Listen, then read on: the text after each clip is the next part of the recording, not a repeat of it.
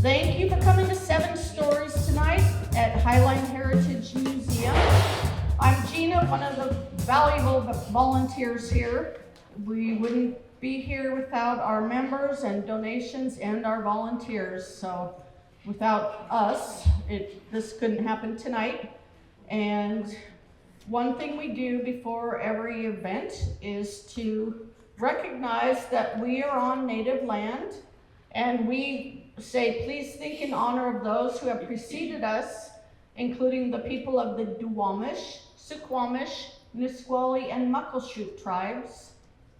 One of the things about being here in the museum is 7 Stories is part of a nonprofit. The Highline Heritage Museum is a nonprofit. All of us exist with members and donations, so everything is very much appreciated. And Fred will be your MC tonight. I would like Fred to come on up now. Thank you, Fred. Thank you, everyone. So thank you so much. Welcome to 7 Stories. It is a very special edition of 7 Stories tonight because you get 8 stories. And so it is a bonus night. So you came to the right one. Also, if you haven't had a chance to look around at the museum, I do want to really encourage you. This is such a treasure in Highline, and you can get memberships and family memberships, and it's really an incredible resource. They have some incredible things. I work with the school district, and incredible pieces of like the history of the school district, and so many pieces about our history. So please do come back with your kids or your grandkids or your loved ones, other people in your life. So glad you're here tonight. Again, special bonus, we get 8 stories tonight. And we want to thank a variety of people who helped make this event happen. So the Highline Heritage Museum, the Burien Arts Association, the City of Burien, Burien Culture Hub, Paul Currington of Fresh Ground Stories, who's been our mentor and leads storytelling workshops. Please sign up if you're interested in taking a workshop in the future. And I think Peggy was sending the clipboard around for that. And big special thanks goes out to For Culture for their grant to 7 Stories that bought our new sound equipment so that you can hear us. And as we are simulcast on the B-Town blog. If you miss it because you're here live and you can't see it on the Facebook page, you can always go to the Facebook page later and watch it again. So, relive the experience. Another thank you goes out to Scott, speaking of which, of the B-Town blog. Scott Schaefer records and posts each 7 Stories night for our entire area and for the archives of this museum. Please support the B-Town blog and the Highline Heritage Museum. And the B-Town blog is one of several, like there's the Waterloo blog, there's a lot that he does and runs. So thank you, Scott, for telling our stories. Our mission is to connect us through our true stories. So show your love and support for the storytellers. So as they're speaking, feel free to engage and clap, smile. You know, if you're standing up here and you're looking at this audience full of painfully attractive people, it can help if someone smiles at you or waves or, you know, just like enjoy the stories and let the storytellers know that you're enjoying their stories. We do have a couple people, I think, tonight who have not done this before, and so all the more reason to smile and show that you're enjoying yourself. So the shortest distance between 2 people is a story, and our first story tonight is from Gaylloyd Sisson. After a 37-year education career in California and Washington, Gaylloyd became an author and poet. He adds biking, walking, writing, and drinking good coffee to activities as a world traveler with Kathleen, his significant partner. His story is of a chance encounter. Gaylloyd. My chance encounter. Well, first, I was told that no one's gonna boo. I won't get any boos, but I might need some afterwards. Yes. And then trying to figure out what that chance encounter would be. It wouldn't be that 3 weeks ago I just arrived from Sicily and spent 2 weeks there. And I also spent another 2 weeks in Tunisia two very different cultures. And one of them, in Tunisia, we even stayed in caves. Our hotel was a cave. The restaurants were caves. These people have been living in caves, the same cave that their ancestors have been living in for less 12,000 years. That's a long time. So what's significant? What's a chance encounter? Well, it wasn't those. That chance encounter occurred yesterday, right in my neighborhood. And I was walking my dog and my cat on my shoulder. For those people who already know that my cat Sabra insists on coming along, and he doesn't walk, he rides my shoulder. In fact, I read this book called The Trainable Cat, and I was trying to train him to walk on a leash, and he was doing okay, but every single flower that he passed, he had to smell or eat the leaves or something, and I got impatient, and I carried him. He was heavy. So I put him on my shoulder. That was 6 years ago. Every time I go through my neighborhood, if I don't take him, like when I'm wearing my favorite coats, that's the times I don't take him. Everybody asks, where's Sabra?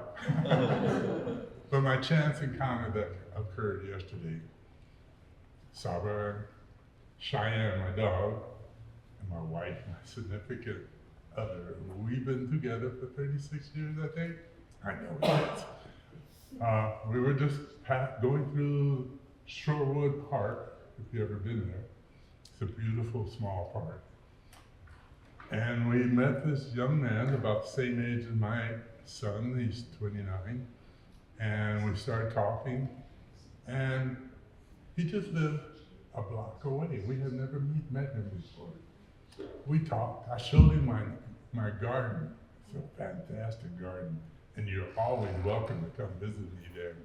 I have all kinds of vegetables, potatoes, 3 different types of potatoes. Rosettes, red potatoes, and white potatoes.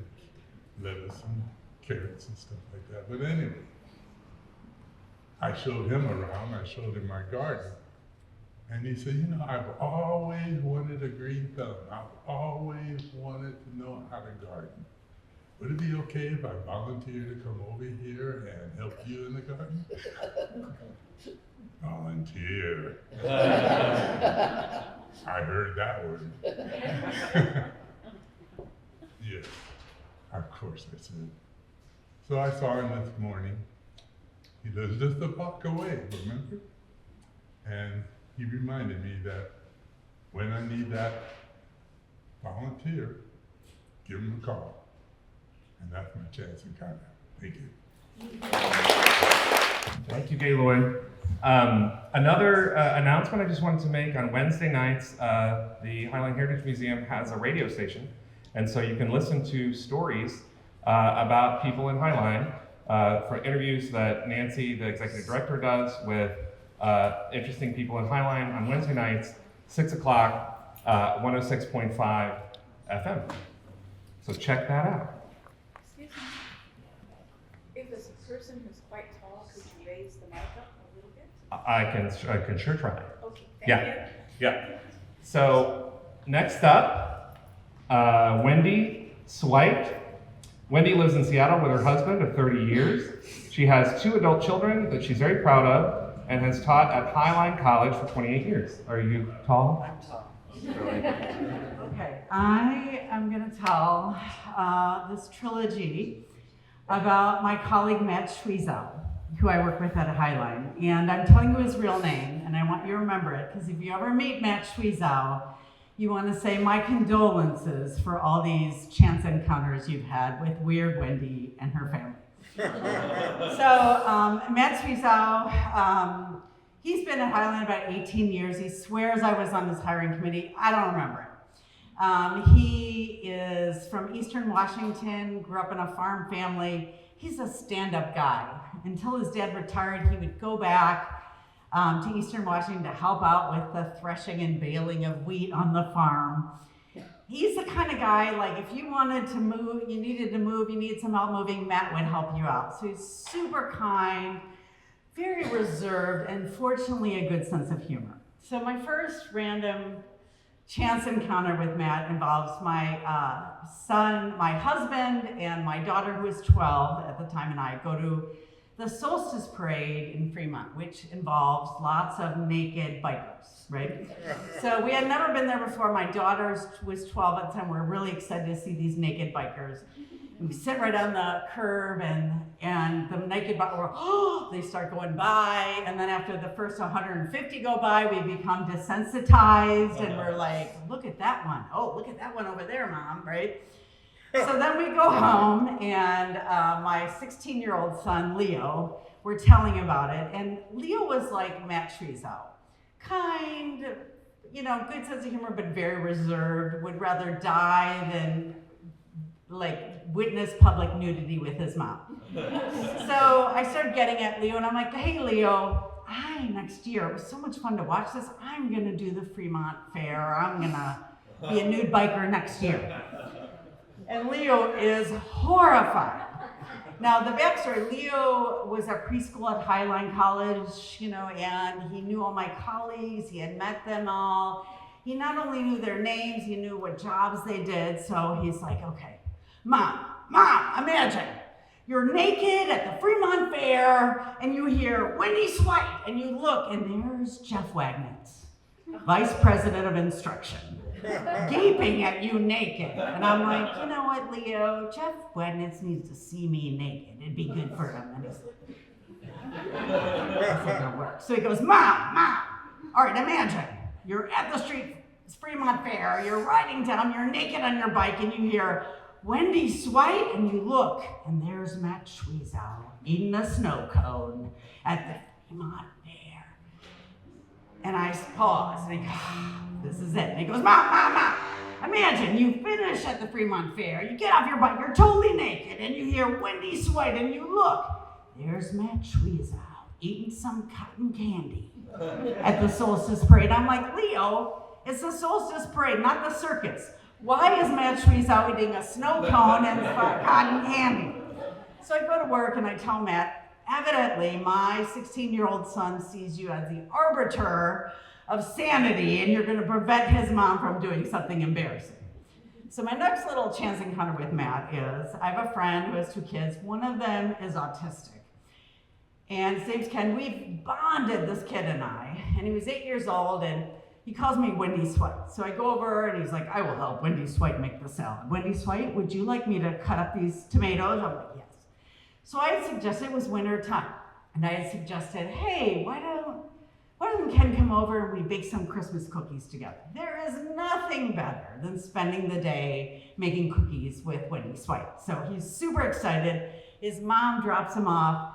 I'm making the cookies, and while I'm making cookies, he goes downstairs and he goes in our closets and gets every electric fan from the summer, and he puts them in a line. He loves fans. I've gotten to him several whirly gigs, that stimming motion. He loves the fans. He puts them in a line. He comes up, he goes, Wendy Swyt, can I text Eric, your husband, and ask if I can have the fans? And I said yes. So I give him my phone, he texts Eric.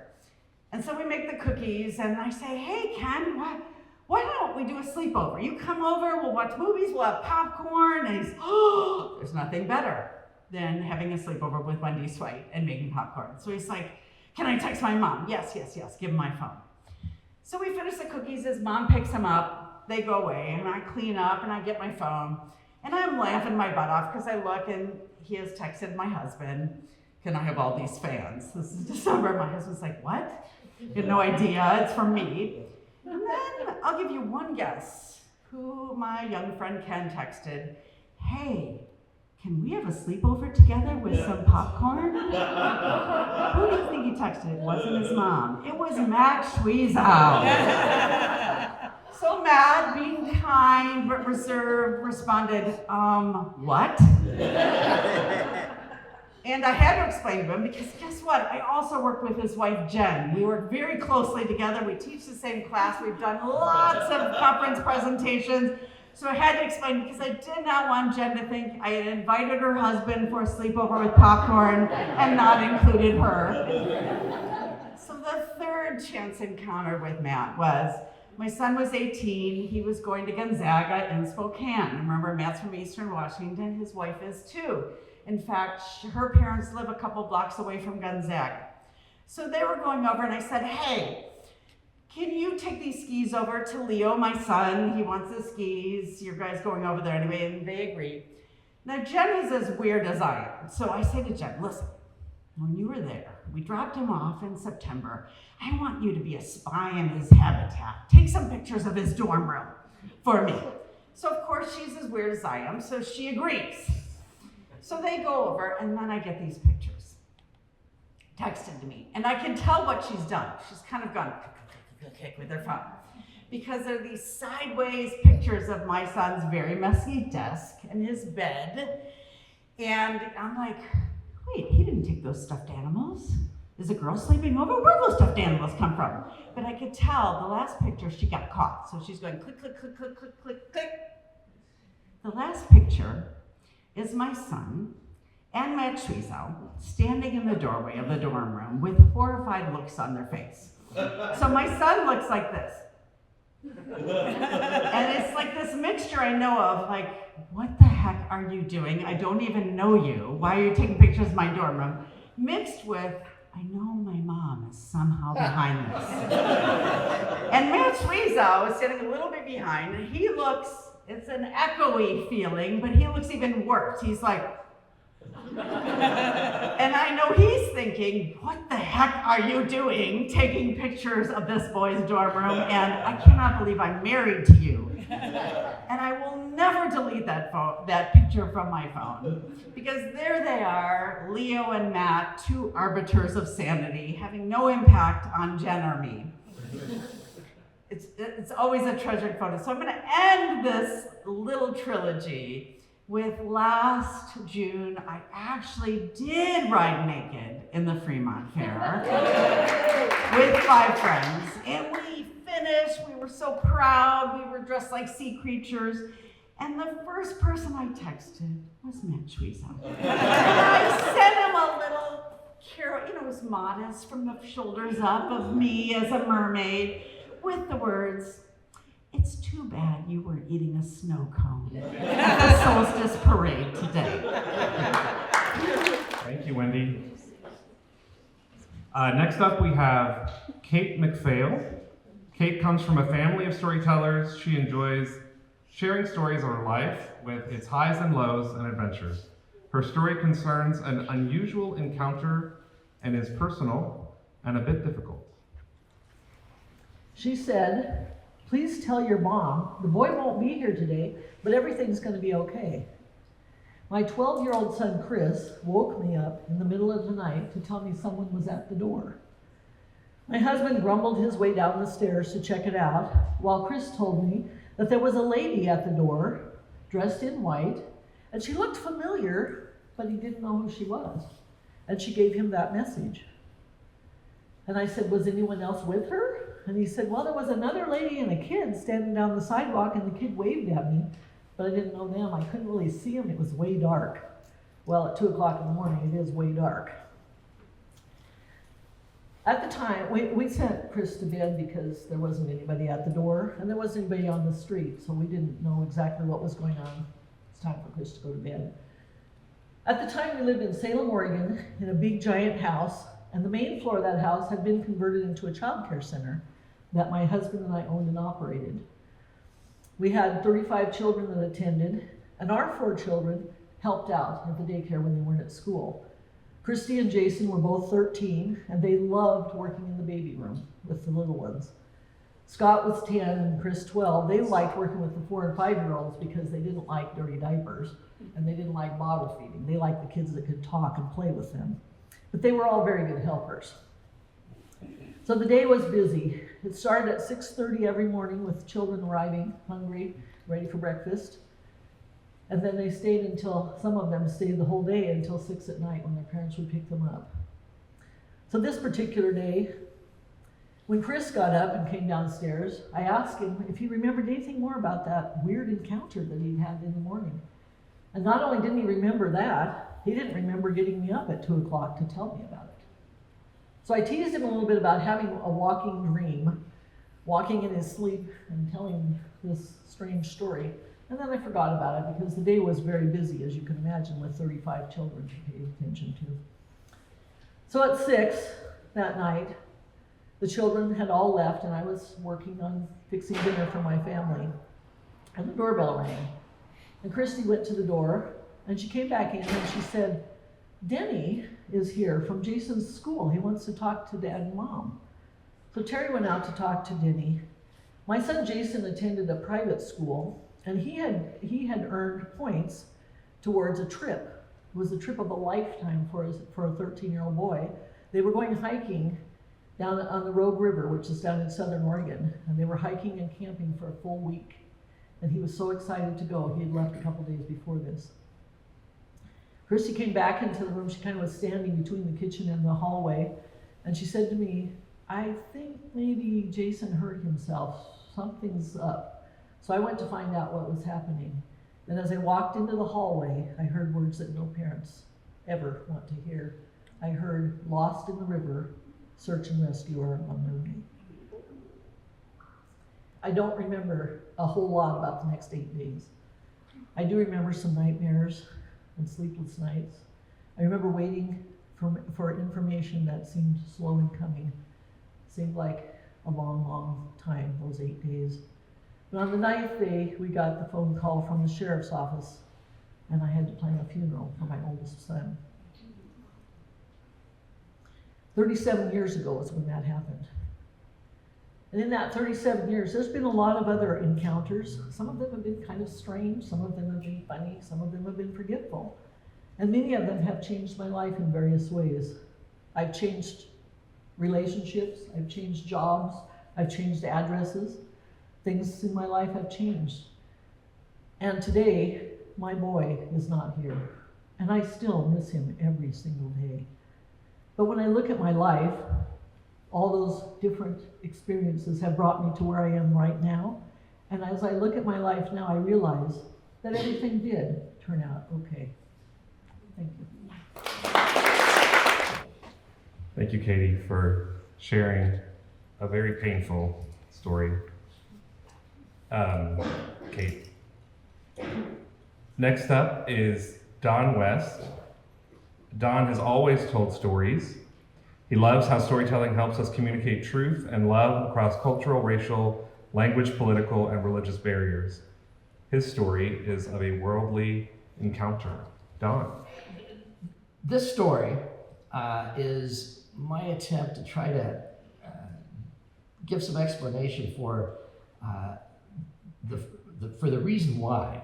Reason why it is all the years that I have spent befriending and walking with refugees from all over and getting used to the chance encounters that are just built in to that whole context, that it still makes me feel so alive and so thankful and so joyful. Just a bit of context. I will mention Carolyn again, but I think this is okay. We host family. We work with World Relief and host refugee families from the time they land at SeaTac from wherever they came until World Relief was able to find a place for them to live. So we've been doing this for a couple of years and across a lot of different cultures, all that kind of thing. A lot of fun. So we get the particular family I wanted to talk about. The Amatis, Jabber and someone and a couple little kids, get to SeaTac. We don't often go to SeaTac. We're with them at SeaTac. We get home at our place. They on a Thursday a year ago this February, and it can't be much earlier than 4:30, and having just the normal kinds of things, looking around, showing around the house, and it had to be not much later than 6. 12 people show up, and all their family who are here show up from Olympia. It wasn't even from Burien. They made it all the way up from Olympia, and they come in, and there's an instant party laughing and crying and shouting and hugging, and everyone's just having this great time. And we're very pleased to find out that they're really liking the baklava and looking for more of that coming up. And just this wonderful time of coming together. To the two teenage cousins who had been there a little longer, were hilariously trying to do some interpretation of stuff. And in the conversation, it turns out that we mentioned a young Afghan high school kid who had stayed with us the previous September, and everyone laughed because clearly he gets around because they've met him down in Olympia. So beginning to get close, have a good time. This is then when they start talking, they start explaining what's going on, that's the part where this story has such an impact on my life. Because this group, all related, they started telling the story of how in Kabul they all lived on the same couple blocks close to each other. They had all been the last couple days of the Kabul regime. They had been together trying to figure out what's going on. That night, the big night when everything fell apart, they all took off running for the airport.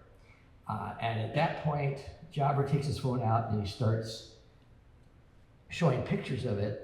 And it looked just like what we saw. We saw so much on TV, just the chaos and everything at the airport. He's standing there in the middle of it, taking pictures.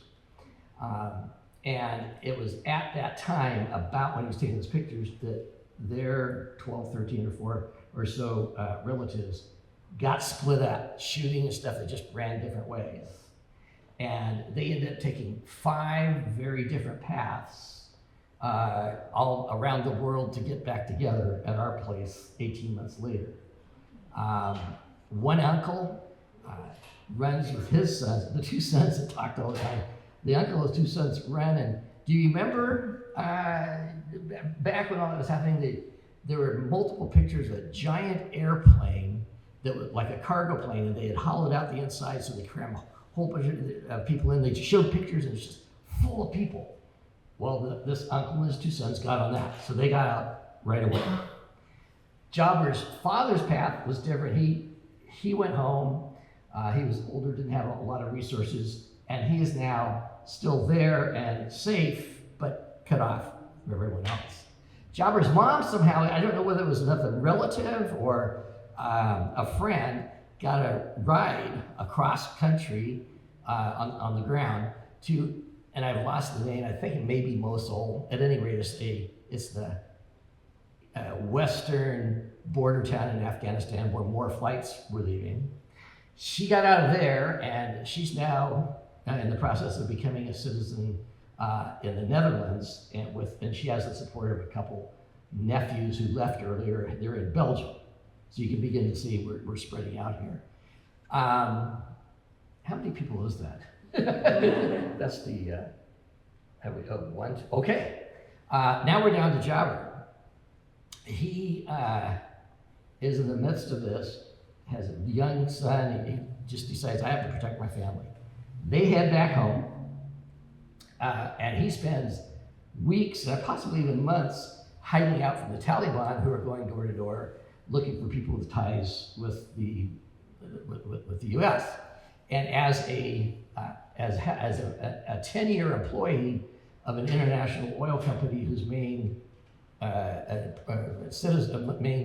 customer was U.S. government, he didn't want to have to talk to them. So at one point he leaves his wife and son and makes his way into Pakistan, all the way over to Islamabad, and does all the work of setting up to make it possible for his family to come. Comes back and obtains paperwork, which means buys paperwork, and gets his whole family out legally on paper to Pakistan, where they spend 10, 12, 13 months, mostly locked in an apartment because so many of the Pakistanis around them didn't want to see Afghan refugees. So they're there, and they're the family that is sitting there 3 hours or so after they flew from Islamabad to wherever the first stop in the Middle East was, to New York, to Los Angeles, to where we are. So they're they're just still in this world. Then, without a doubt, the part of the family with the most circuitous route was the one uncle who had some kind of a contact with in Brazil. He and his family get to Brazil. There, they join up with 5 other Afghan families, and they rent a bus. They take off in the bus, because they're trying to meet up in Seattle. They take off in the bus, they drive west across Brazil. At some point before they get to the ocean, they turn right and head up all the way up the Pacific coast of South America. Now, while they were doing this, there were a lot of languages in the bus. They spoke Farsi, well, I'm not going to forget my languages. It was, you know, I've spoken these, known these for years. Farsi is the Iranian language. They spoke Pashto, other Afghan language, and English. They speak all these languages as they're driving across Brazil and all these Spanish-speaking countries. They get up there, they didn't stop a lot, except they stopped in towns that had Western Union offices and replenished their cash. Still heading north, somewhere close to Panama, they found someone to take them in a boat past the area there in southern Panama, where it's just such a terrible swamp and people have a terrible time getting through. They took a boat around, got to Panama, and bought several Corollas. They get the Corollas all the way up to Mexico City, do some rest and recuperation there, get legal documents for traveling through Mexico, go to Tijuana, get to our border, walk across the border and ask for asylum, spend a couple days in the asylum jail answering questions, and then they fly to Seattle. Well, this is all being laid out as we're sitting there having this fun party. And the reason for me sharing the story is just to share, just as I'm thinking about this, and it's in my living room, I'm thinking about the incredible honor and the incredible, just talk about chance encounters, just the chance to be able, for Carolyn and me, to be able, with this loving people. Last time they saw each other, they were running from gunfire. They've been all over the world, and the first time that they have ever, the first time in 18 months since they ran, they've seen each other, is there with us in our living room. And at the time, it took my breath away, and it does every time I talk about it, even though I do still pray for the father and the mother who are still not with the rest of the family. Thank you, Don. Really an incredible story. Speaking of incredible stories, I know everyone in here has one, and you probably want to tell one if you're not one of the remaining 4 storytellers tonight. And so you can do that right here next month. Our theme is Father's Day or sibling rivalry, and that could be related or not. So that's June 28th, 7 o'clock. And then July 26th, the next one is Brush with the Law. So we really want to hear those stories. Also could be related to Father's Day or sibling rivalry. Or What the Hell Am I Doing? Which also could be Father's Day or sibling rivalry. Anyway, those are upcoming. If you do want to learn more about our group and what we do and the storytelling, and you want to sign up, go to burionculturehub.org/7stories, or you can find us on Meetup. Look for 7 Stories in the meetup.com meetup group. We can meet up. Next up is Eric Dickman, who is also the artistic director at Burien Actors Theater. This evening, he'll tell a story of how a chance encounter affected his career. Hi, everybody. Hello. Good. Nice that you all came out. This is kind of fun.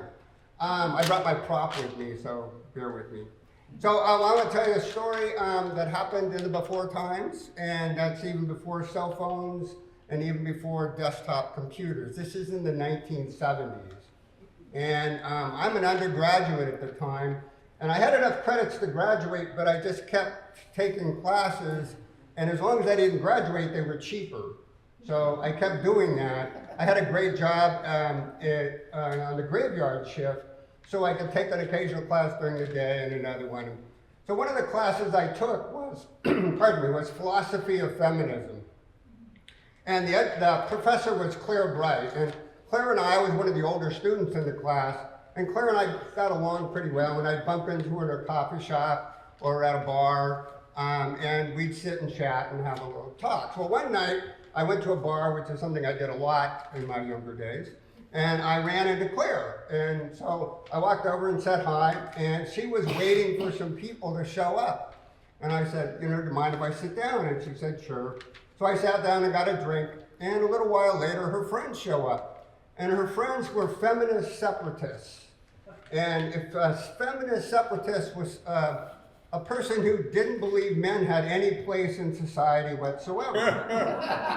And they wouldn't, to the point where they wouldn't talk to you and they wouldn't notice that you're in the room, right? Well, Claire asked me to stay, so I stayed and tried to get into the conversation a few times, and of course was ignored.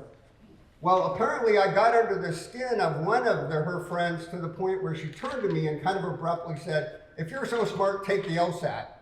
And I was shocked, and I said, oh, sure, I'll do that, no problem. If you don't know, the LSAT is the pre-entrance exam to law school. Think of the SAT, but for graduate school. And then I didn't think any more about it. A few minutes later, I left. So I'm in class the next day, and Claire sets an envelope down on my desk, and it's the application form for the LSAT. And I go, okay, I guess I got to do something with this. So I fill it out and mark it on my calendar and ignore it. So the day comes up to take the exam, and the night before I went to a bar. I mentioned I did this a lot. And I drank a lot. I mean, a lot. So I was pretty hungover, and when you open it up, they have to start the exam, you write your name, and you have to fill in these little boxes so the computer could scan it, and that number 2 pencil going caused my head to hurt. I mean, I was that hungover. It was horrible. So anyway, but I started the exam, and it kind of was amusing. So I stayed and I finished it, and I didn't think much about it, and I told Claire I took the exam and just moved on with my life. Well, a couple months later, I get an envelope in the mail, and it had my test scores in it. And they were high, I mean really high. So I said, well, okay, I guess the gods are telling me to apply to law school. No one's gonna take me. So I applied to a couple law schools, and I got into them. So now I'm in this real box, right? So I said, okay, I'm gonna quit my job, and I went to law school. And I get to law school, and in first year law students, they spend a lot of time talking about why you went to law school. And they'd say things like, well, when I was a kid, I picked up a gavel, and my parents said, oh, you're gonna be a lawyer, or I'm the 5th generation in my family. And they came to me and they said, why are you in law school? And I said, well, about a year ago, I was in this bar. I learned not to tell that story very much with that group. That tribe didn't like that a lot. But anyway, so I finished law school. I've been a lawyer for 40 years. I am I'm licensed in Washington, Alaska, and New York. I love my practice, and it all came down to a chance encounter with some feminist separatists. Up next, we have Susan Wickett-Ford. Susan is a lifelong dancer, dance teacher, and storyteller, currently failing spectacularly at writing a novel. Her story is of an encounter with an inanimate object. I'm so glad I didn't trip. As soon as you say you're a dance teacher, you just know you're going to go right over. This happened a few summers ago. I'm in North Central Washington, staying with a friend in Wenatchee and going to libraries, 2 libraries a day, doing a creative folk dance program with kids and their parents. When the week was over, I was really tired but happy. It had gone pretty well, and my last gig was it was at the library in Winthrop. So the way to get back to Seattle was to take the North Cascades Highway, which I bet you know is spectacular. And I texted my husband and 2 adult kids and their families who lived far away, but on the text chain, and I'm done and I'm going back home. And then I put it on cruise control and put the audiobook in my hearing aids and headed home when my car blew up. It's the only way I can describe the sound that was that loud. And I kind of look in the rear view mirror and I see some sort of thing that looks like a black stick rolling off behind me. I have no idea what happened, but the car is running and I'm alive. And so it couldn't be the tires. I pull over and I said to myself, because the audiobook continued, stop that, stop that. And I found my phone and I stopped it. And I got out and I looked for snipers. I don't know, I didn't know what it was. I walked around the car and one of the windows had blown out, so there was safety glass on the rainbow scarves and the rhythm sticks, and the rain was coming in, so I kind of rearranged those, and I walked around and looked at the tires, and they were fine. And then, because I am on the short side, I only then looked at the roof of the car, and I saw this crater, kind of like half a basketball, right behind my head, right where if there was a passenger behind me, they probably wouldn't have made it. And then I realized I had had an encounter with a rock, which had bounced off. And so there was no cell coverage and there was nobody around, and I couldn't think of any reason why I couldn't drive the car on, so I did. And I sang hymns for a while, not because I'm terribly religious, but I couldn't think of any other songs but the ones I grew up singing in the Methodist church. And I knew if I sang, I'm very critical of my singing, so I'd be trying to sing better. It would take my mind off it. But the thing was, when I got home safely, and I told everyone I knew and ran into, and people even I didn't know, about this thing that happened. And I'd always listen to what they said, because it seemed to me it was a wake-up call if there ever was one. And so I'm walking around and I'm like, I'm awake, what? What does this mean? So people would often say, you must be doing something right. And I think, or wrong. It just depends on how you look at it. Or they'd say, clearly it was not your time to die. That's good, but why scare the daylights out of me if it wasn't my time? Why cut it so close? And then a couple people in my classes said, God was watching out for you. And I just loved that they said that. And then I got in my car and I thought, if that's true, it's also true that God dropped a rock on me. It hurt my feelings. I am trying to do my best down here.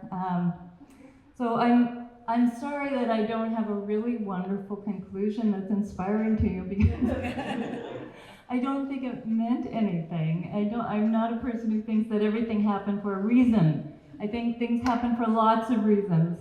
Like there are mountains and rocks and gravity.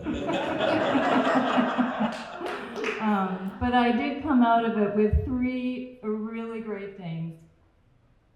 My life, a new car, yes, and a story.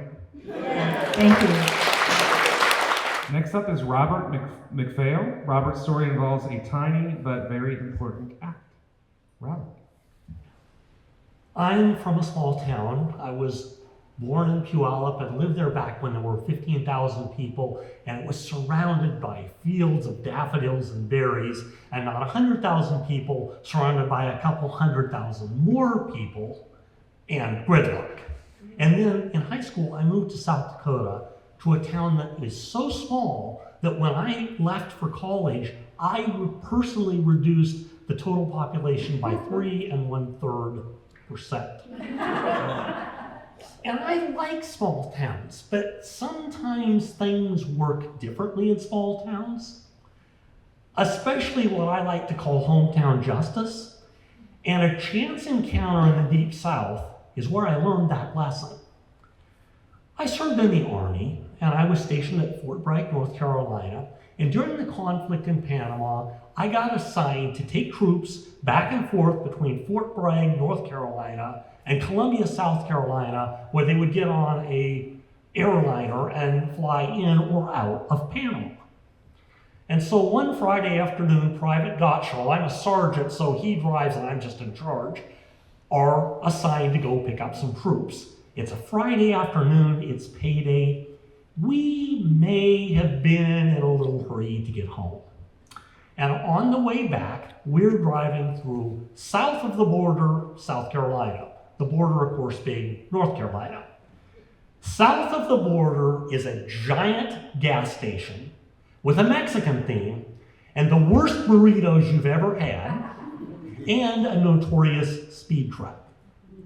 And we get lit up by a South Carolina State Patrolman. And we pull over and stop, and he stomps up to the car. Private Gottschall is driving, rolls down the window. This cop is hot. He's like, I got you on my radar. It's 95 miles an hour. What do you think you're doing? Now you have to understand what we were driving. I'm a car fan. I don't know if any of you are and remember the Detroit malaise era. The Detroit malaise era was when every vehicle manufactured in the US was badly designed, even more poorly put together, underpowered pieces of poop. And we were driving what the military called a Cuck-V. What that is a malaise era Chevy Blazer. It's been sold to the military, and we've welded and bolted heavy pieces of metal and equipment into it, adding a lot of weight to an already terribly underpowered vehicle, and then slap some camouflage paint on it. That truck wouldn't do 95 miles an hour if you pushed it out of an airplane. And I was in an airborne unit. We did that with them sometimes. And so we protest, and the cop is not having it. He's like, you can talk to the judge. Here are your two options. Option number one, I'm going to write you a speeding ticket. If you want to talk to the judge, down here on the bottom is the date and time next month when you can appear. There is a penalty associated with this ticket. I am authorized by the state of South Carolina to collect tickets. I only take cash, and your ticket is $90. What's option two? And he gets this big grin. Option two is, I am still going to write you that ticket, and down there at the bottom, you can go talk to the judge on the same date and time next month. But if you are unwilling or unable to pay me in cash, I will impound your vehicle until such time as you resolve this matter. I don't know if any of you were in the military, but I was in charge. And I was not going to call a first sergeant on a Friday night after he may have gone home and had a couple beers and say, hey, first sergeant, we're kind of stuck down here on the North Carolina, South Carolina border, and your truck is fine, but it's been impounded by the state of South Carolina. There is no way that conversation would have gone well for me. And thank goodness it was payday, because Private Gottschall and I pulled our money, and we had about $92 if you counted the quarters we had. So we paid that fine and went on our way. Now I would have liked to have just left it there, but we picked up some troops, and I'm going to put this in a polite way rather than using the military terminology. Let's just say that one of the troops was somebody that was very well known for their interest in showing affection to the backsides of the higher-ups. So First Sergeant was gonna find out. And I figured it would be better if he found out from me. So Monday morning, we're doing physical training. At 6 in the morning, I go a little early and find the First Sergeant. And I'm like, good morning, First Sergeant. We picked up troops on Friday, we washed the truck, we gassed it up, it's back in the motor pool, ready for the next time when you need us to go pick somebody up or take somebody down there. First Sergeants are not stupid. He glares at me and he says, Sergeant McPhail, why are you talking to me? Well, First Sergeant, there was this little thing. We got a speeding ticket. And how fast were you driving, Sergeant McPhail? Now, it is immaterial to the First Sergeant that it was actually Private Gottschall. I'm the sergeant, I'm in charge. And I'm like, well, the state trooper said we were doing 95 miles an hour. And his response was colorful, but he agreed with my assessment that that truck wouldn't go that fast. So I wasn't in trouble. And so I decided to push my luck, and I'm like, First Sergeant, Private Gottschall doesn't have a car, but can we take a day of leave and drive down there? We would like to get our money back. And he says, you know what? I'm not even going to make you take a day of leave. You can have that day off. And why don't you go talk to the motor pool sergeant? Maybe he can give you some help with this matter. And after the motor pool sergeant stopped laughing at us, he did help. He goes through this stack of manuals and service notices, and he finds a specification document about the camouflage paint that we use. The first section is a detailed explanation of its radar-resistant properties. We got evidence! And so on the day of court, we drive down there to this small South Carolina county seat. We get downtown, we can't find a courthouse. And we've got the ticket with the address on it, so we stop at a gas station and they give us directions. It takes us to the outskirts of town at a large private home. And we're kind of confused. I get out of the car, I'm looking around. There is an older lady tending her flower beds in the front yard of this house. So I go up and I'm like, excuse me, ma'am, we could use some help here. And she says, I bet you boys are looking for Justice J.D. Lee. I'm Mrs. Lee, and Justice J.D. Lee is my husband, and he holds court here on Tuesdays and Thursdays. Court is in session. He's got a case right now. So why don't you sit under the shade tree over there in the side yard? There's some chairs, and I'll let him know you're here, and then we'll come get you when he's ready to talk to you. We sit down. 5 minutes later, she brings us these tall, cold drops of moisture on the outside, cups of lemonade, and some freshly baked, lovely smelling cookies. And then a little while later, we go to court in Justice J.D. Lee's living room. Now, some of you are probably wondering, what does Justice J.D. look like? He looks exactly like you would imagine that a small South Carolina County magistrate would look. But he is a nice man. And it's us and the state trooper who probably writes all the tickets in that county. And he says, you want to talk? And Private Gottschall had been driving. He's only about 18. He is shy. He doesn't like to talk under any circumstance. He's scared. He's in court. And he stammers out a request that Sergeant McPhail be able to explain what's going on. And the judge says that's fine. I am not shy, nor do I have a problem talking, obviously.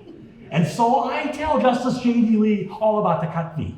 And he's a good Southern man. He hunts and fishes, and he knows darn well that there is no way that a tapped out, beat up, old, overweight Chevy Blazer was doing 95 miles an hour. I have since researched it. The top speed for that vehicle before you added all the weight was about 75. And then I hand him my evidence, and he's reading it and nodding. And I look over, and that state trooper looks a little bit pale. And the justice gets done, and he says, okay, officer, what do you think? And there is a lot of coughing and throat clearing and hemming and hawing. And finally, the state trooper opines that, yes, he does remember that our vehicle was painted in camouflage paint, but he's also pretty sure that the wheel hubs were not painted camouflage, and he is 100% certain that he was able to capture a totally accurate radar reading of our speed. By the way, there was no one of those little tapes printed out by the radar gun, and I think even back then that existed. And it's like, it's obvious he's making this up. But then Justice J.D. Lee has to render an opinion. And he thinks for a few minutes, and then he says, okay, I am not going to dismiss your ticket. And don't you boys ever even think about driving 95 miles an hour in my county. But then he says, but in the interest of justice, Private Gottschall, I'm going to see that no points get assigned to your license for this infraction. And in addition, in the interest of justice, I feel like that fine should be reduced from $90 to $5. He has a cash box on his desk, gives us our $85, and we leave happy. We got our money and a day off. I think the state trooper's probably happy because he got to save face and he can keep writing those bullshit tickets. And Justice J.D. Lee, he's happy because we're all gone from his living room. And that chance encounter taught me a little bit about hometown justice.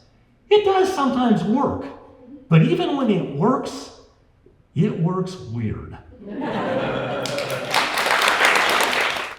So that was 7 stories, but again, we've got a bonus story tonight because it's 8 stories tonight. So our last speaker tonight is Manuel. Mark is a Filipino-American and has called Marion his home for over 10 years. He has 2 grown children who have gone through the Highline School District. His youngest daughter is currently a 4th grader at Gregory Heights, and he first made the local newspaper 49 years ago, and his story will explain why. Come on up, Mark. All right, I'm a rookie, so I have notes here. But good evening, everyone. My name is Manuel, and I've been a Bureau resident actually 14 years now. And I feel really grateful to be able to have this opportunity to speak about chance encounters, because I feel like I've been sitting on this pretty incredible story, and I've got no one to tell it to, and now I have some people to tell it to, so thank you for being here today. And it is the story of the first time I made the news. I made the newspaper 49 years ago. Spoiler alert, my fame peaked a little early, so I'm not famous, but I am super grateful to be here. You know, my story begins not in Burien, and my story doesn't begin with me. It actually begins 6,650 miles across the Pacific Ocean in the islands of the Philippines. Actually, my story begins with my mother in 1959. She was a 7th grader at Pasay City High School. They didn't have middle schools there. She was a 7th grader at Pasay City High School located in Manila, which is the capital of the Philippines. And it was at the school that her teacher excitedly shared that they would be participating in a very unique opportunity called a pen pal program and connect with someone across the globe. Now, you know, in today's standards, across the globe seems pretty far, but in 1959, across the globe might as well have been another planet, right? So this was really an amazing opportunity. My mother was randomly assigned a girl pen pal to communicate in the United States, and it was an opportunity for them to be able to share a few letters, have a cultural exchange, make a friend in another country. And as you can imagine, there was an incredible amount of excitement when the first letter arrived. They would finally meet, you know, virtually as new pen pals through paper. Now, this pen pal experience didn't happen by chance, but the chance encounter of this story really is the person that she was able to connect with. A girl named Peggy from Denny Junior High School in the far-off place called Seattle. Now, the conversation started innocently enough, self-introductions, sharing about family, trading stories about school life. You know, it was a cultural experience that happened at the speed of international snail mail. I'm sure that there's much anticipation, as you can imagine, right? Waiting for mail delivery and the occasional adrenaline rush from a surprise letter from your friend across the pond. On a side note, if it were me, my pen pal would be greatly disappointed because I was horrible at writing letters. Now this is a novel and a fun assignment. A few letters get exchanged, and somehow the world feels a little smaller. I'm sure most of the letters usually lasted as long as the novelty of having a pen pal lasted, and then people kind of got back into their regular lives and stopped writing each other. But my mom and her pen pal aren't normal people. They were committed to having this pen pal relationship last at least a year, and then 2 years, and then 5 years. And soon enough, they were talking about their school crushes, extracurricular activities, their favorite teachers in 8th grade, 9th grade, 10th grade, 11th grade, senior years in high school. They enhanced their communication by sending photos to each other. They utilized modern technology in the form of cassette tapes so they can hear each other's voices. And as the years progressed, so did the content of their letters. It became more about serious relationships, marital engagements, marriages. And when Peggy and her husband Steve got married in 1966, my mom actually sent her a telegram congratulating them. And for the younger folks in the room, a telegram is like a text message that required a lot of effort. And they continued to write. They continued to talk about their trials and tribulations of growing up. Husbands who both served in the U.S. military. The Vietnam War, which was front and center. The birth of their children. And all this time had passed, yet they had never met face to face. My father joined the U.S. Navy and eventually moved to the United States, and by happenstance was stationed in 1970 in Bremerton, Washington. And of course, my mom says, hey, you gotta call Peggy, because Peggy's in Seattle. So they connect. Peggy gets her husband, Peggy gets her parents, and they drive to Bremerton, and my dad's able to meet their family. So my dad gets to meet Peggy and her family before she does.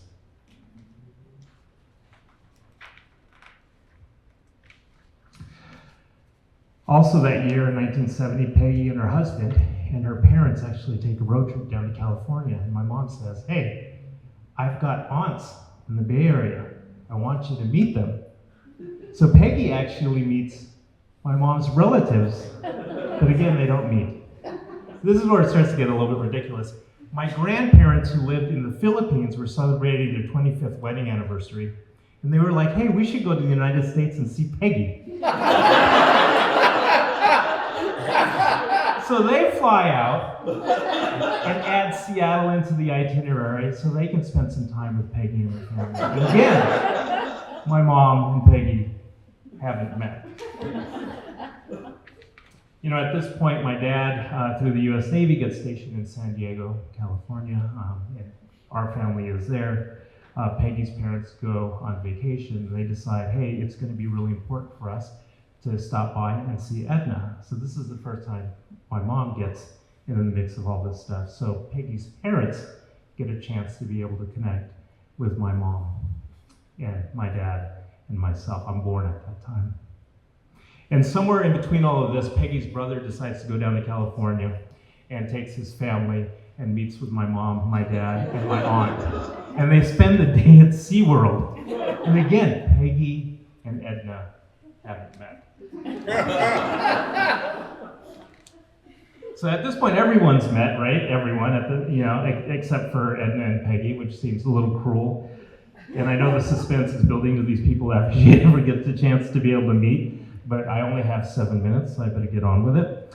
So let me set the scene. It's 1974. My grandparents planned a surprise trip for my mom from San Diego to Seattle. And Peggy's husband, Steve, is in on the, on the surprise and says, hey, Peggy, we need to be able to meet someone from work. So they go to SeaTac, they go up to the gate. Back in the day, you could just kind of roll up to the gate. And of course, Peggy instantly notices my mom walking off the plane with, and she's holding me. And that is the first time that they're able to meet after 15 years of riding back and forth. So, seventh grade's probably 13, 14 years old, so 15 years later, they're able to meet face to face. And because of this occasion of these pen pals meeting for the first time, my photo was taken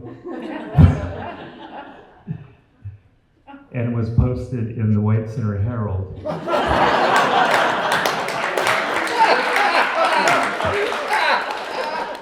Because of these pen pals who hadn't met for so long.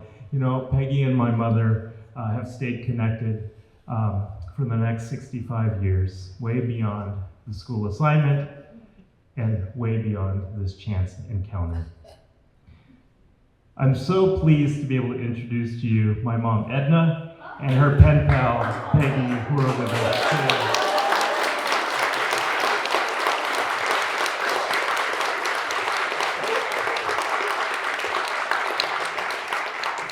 Did I tell you we had a bonus? Or did I tell you we had a bonus? Well done, Mark. Thank you so much.